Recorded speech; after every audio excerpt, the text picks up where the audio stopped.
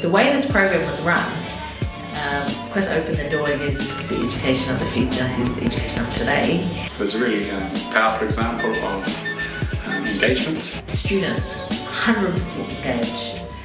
Students allowed to use their own solutions. We have 3 E's here at Bishop Viard that we try and focus on: equity, excellence and engagement. There was equity in that you're able to provide the equipment for our students so that everyone had the same opportunity. There was definitely excellence, that we were pushing our students to believe in what was impossible for them at the start of the 3 days. The engagement was fantastic, immense.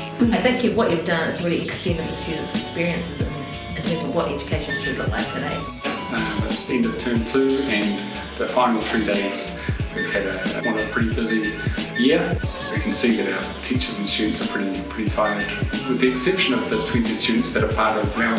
The students having fun. The noise level was, it wasn't too loud, it wasn't quiet. Because they have been so engaged and so switched on to the program, 6 hours a day for 3 days in a row. You could hear the interactions, the discursive discussion. And that has been a really powerful example to all of the other educators here that what is possible if you have the right hook, have the right connect, have the right purpose and passion, and ultimately relationships, that all of that can bring energy and bring enthusiasm and bring just a whole lot of power. Which is so important for Māori and Pasifika, and I say that because it's the majority of our students. And that uplifted me for the final 3 days being here, just seeing the excitement and that was happening in our time. So just a massive hapaka lava for the team for coming in.